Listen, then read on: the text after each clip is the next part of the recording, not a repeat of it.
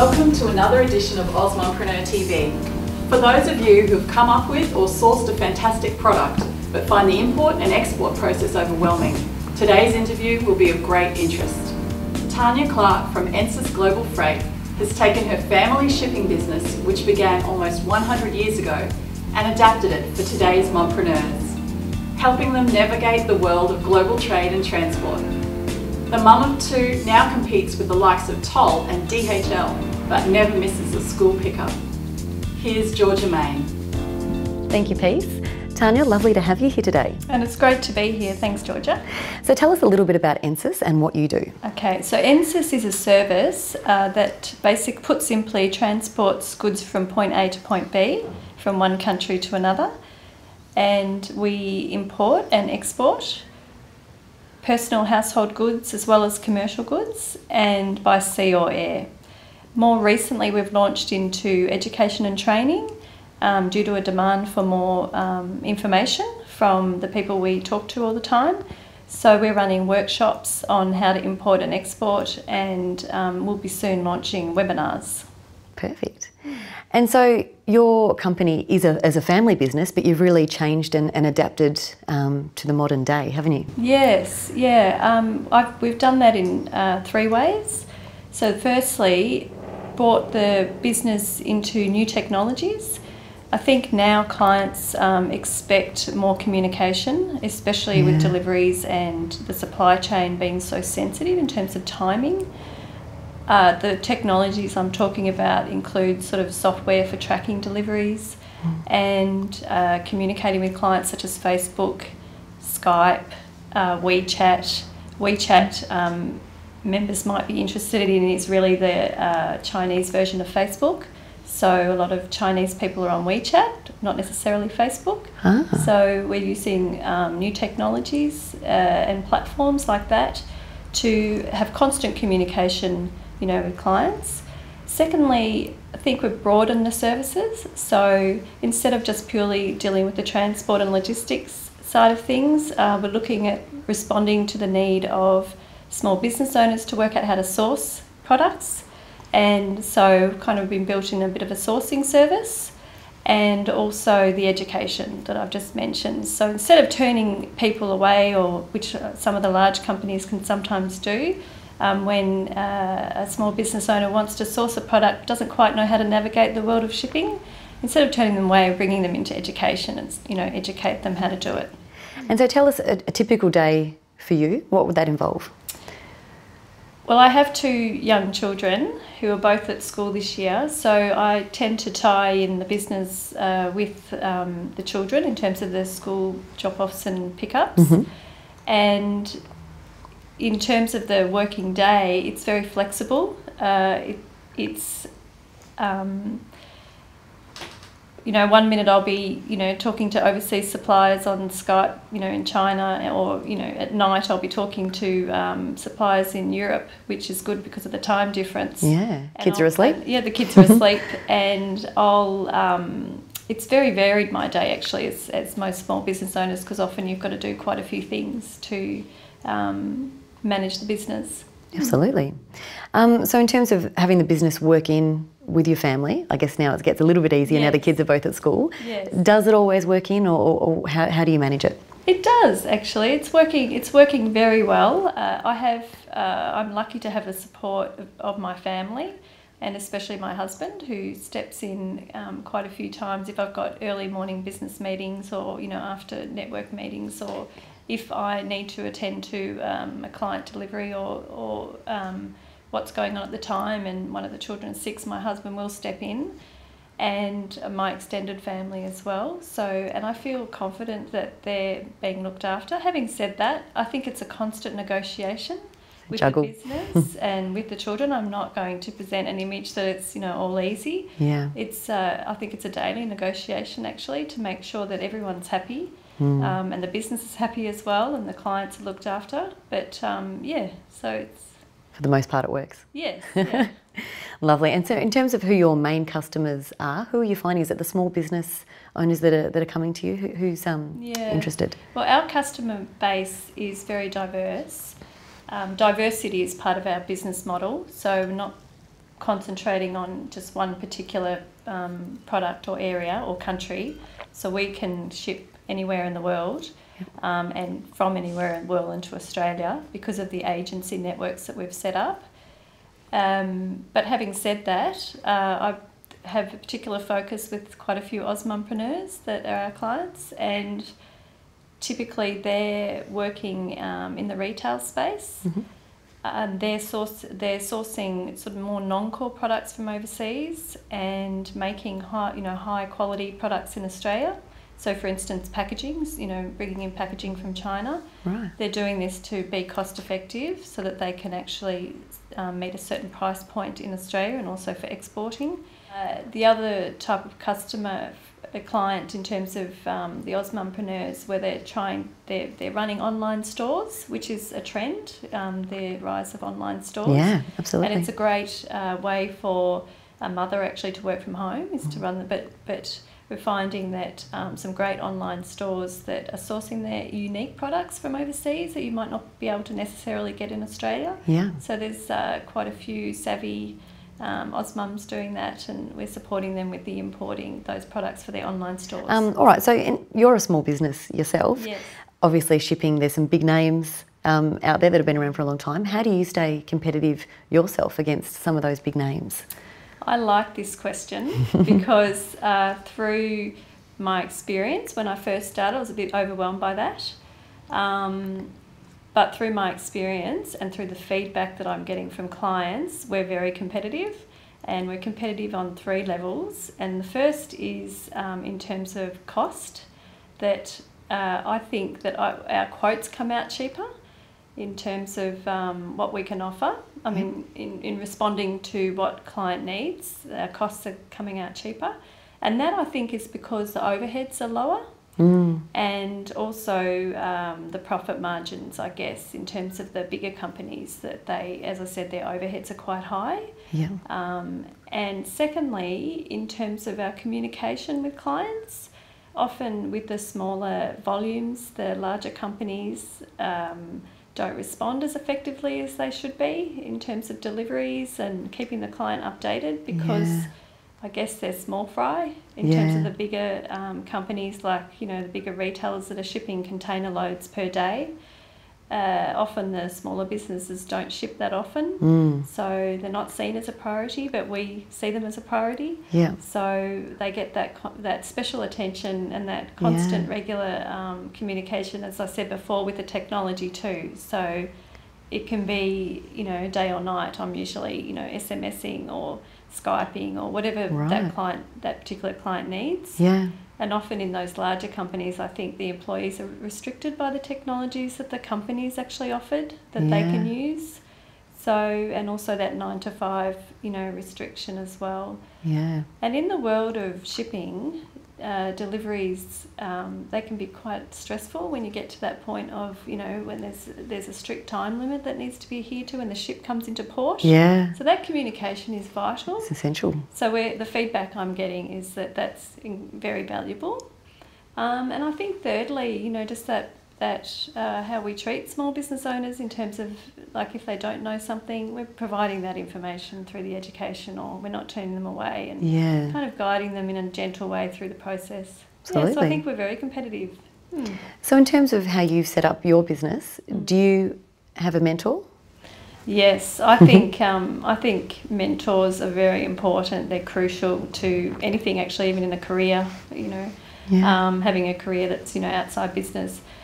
My main mentor is my father, and I speak to him on a regular basis, and because he's had so much experience, I see him, he's like a consultant to the business, really, and I feel really lucky to have that, and especially with the troubleshooting advice, it's like being able to call on him in situations where I need to get a client out of a difficult situation, and I can call on him, and we work together very well. And I share an office with another Ozmum, We have a great time. And she's her background is marketing and sales, so you know we barter, I guess, our skills, and I give her a lot of sort of legal advice, and she gives me marketing advice, and in that sense I do see her as a mentor, and she's just brilliant, very supportive of women too. So we both have that philosophy. So I have it's a good partnership. Yeah, it's a great partnership. And I just think mentors are everywhere. Actually, wherever you come across someone that's more experienced than you, I'm always willing to ask questions. Perfect. So in terms of some tips, if someone's watching this and they're looking at importing or exporting some sort of product or packaging, are there, you know, like a top 3 tips or something that you could give them on what they would need to do if they're just thinking, this is so overwhelming, what do I do? Yes. I think just in terms of importing and exporting, I think there's different considerations for the two. So I'll just focus on importing for now.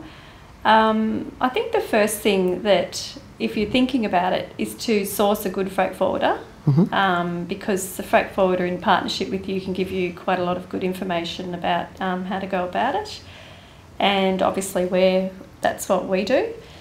In terms of the tips, it's a complex, it can be a very complex world, navigating the world of importing, and the first thing I'd say is to get educated, you know, to start off, like don't rush into it, and try and find out as much information as you can about the whole process, not just ordering, you know, from a supplier or sourcing the product, but the whole process. Because if you come across as knowledgeable and expert, this will permeate through your conversations, you know, with suppliers and that, and you need to present that image.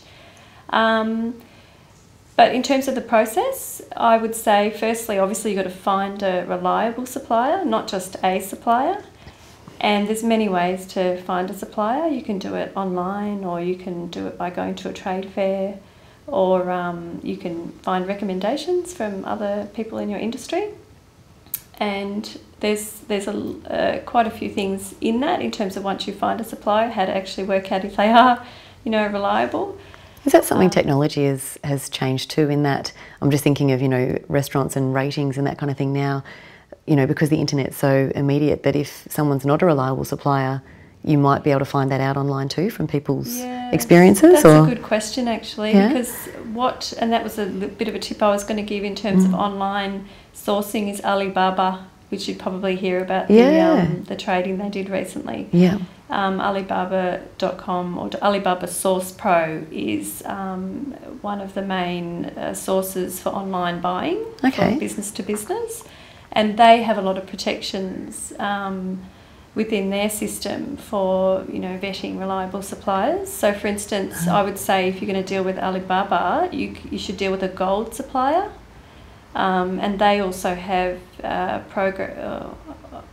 protections in terms of if you come across a supplier that's dealing in, you know, that's fraudulent, you can actually report it and get your money back from Alibaba. So I think that's good for a small business. So I think that if you are going through Alibaba, to really look at that and how Alibaba can help, and how you can get an idea of whether they're reliable or not.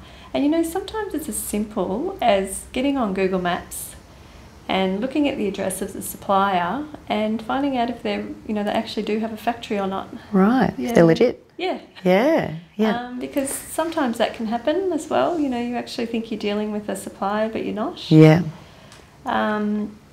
So that's in terms of a supplier. And then I think in terms of, you found your supplier, and when you need to negotiate the order, I think that's the point where you need to really have a lot of knowledge. So, for instance, something basic that all importers need to know is the Incoterms. And Incoterms are international trade terms that all importers and exporters need to know. Right. Okay. So, for instance, I'll just give you two basic ones. Is ex-works and FOB, and this is in sea freight. So if you're buying ex-works, this means that you'll be picking up from the factory, and you need to pay the shipping cost from there on. And it's like buying in Australia in a way, and, you know, just picking up the goods, so you don't think about the shipping. So you need to do that. So that's when they give you an ex works price, that's what you're paying, really just the value of the goods. Yeah. So you then need to work out how much it's going to cost to get it to Australia and clear it in Australia. The other one is FOB, where the supplier pays. This is included in the price they quote you. They pay for everything up to the point of putting it on the ship. Right. And then you pay from there on. Now, if you didn't know the Incoterms and you're dealing with a supplier, you might not understand really the costs involved. Yeah. So, And one looks like a really good price, and then you hit with all these added costs. I think that it's really important to understand for an importer the transportation process from pick up from the factory, say overseas, right till the delivery phase in Australia, because it often orders are placed for those goods, but without understanding the exact time, you might actually promise something too soon. So in terms of if someone was dealing from here with an international buyer, how important is it for them to, I guess, run with that order and not take too long? And obviously someone like yourself can help them step in for that process. Yes, I think that when an international buyer approaches, a retailer in Australia, it can be very exciting, to think that, you're going global and you've had interest from overseas. I would advise to obviously respond to that buyer and to deal with it and to engage in, what they want. But there's a lot involved in terms of going globally and exporting. I think it needs to fit into an export plan. So it's just like setting up a business. You need a business plan.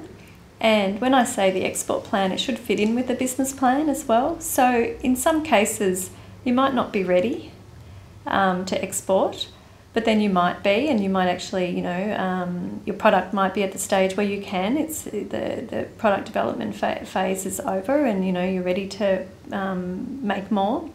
A big problem, especially from where the buyers.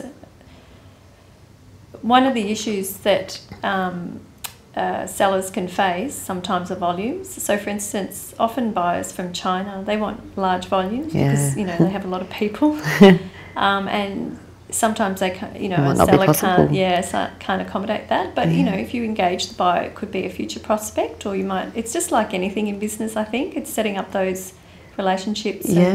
But there are several ways to export as well. I mean, you could actually just have a distributor in Australia, so you sell to a distributor in Australia, and then they'll work out, exporting your products. Right. You can also have a distributor in the country of destination as well, the country you export to, or you can directly sell, to, and that's a whole area. Now we're going to be running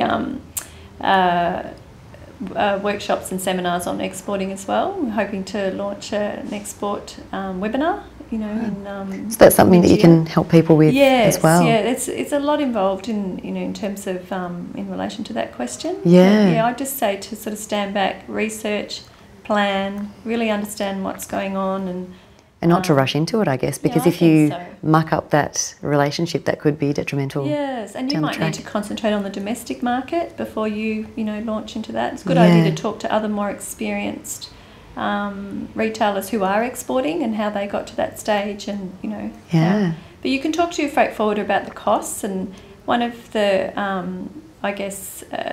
the issues that small business owners face is if they are going to go down that path, well, what is my wholesale price? What is my price? And then again, that comes down to the negotiation between the seller and buyer, and the freight forwarder can provide advice on the shipping costs, and so they can incorporate that into the price that they negotiate with the buyer. Yes. Perfect. So in terms of future plans for you, now that both kids are at school, is there opportunity, I guess, for you to change the business at all this year? I think that I'd like to really strengthen the education and training side of the business, which we've started doing. There's a real demand for information. There's a lot of information on the internet, but I think it's important to hear from people who are in the field working in it, and from experts. I've teamed up with a colleague from mine from Swinburne University, where I used to teach, Dr. Ju Chen. And she is an expert in international trade, and especially with Asia and China. So we're going to be co-presenting the workshop on how to import, and she's especially going to be able to offer her, insights into suppliers in China and trading with China. And also I would like to, probably in terms of branding, is focus on the initiatives that we've taken, which I haven't really covered in this interview, in terms of environmental, transport, the environmental concerns, Sure. and fair trade. So I'm talking with the Fair Trade Association at the moment to see if I can offer an extra service in terms of vetting suppliers to make sure basic fair trade principles are met. Fantastic. Yeah. Wonderful. Well, thank you so much for joining us today. It's been very interesting and hopefully helped a lot of the members as well. Okay, thank you. Thank you.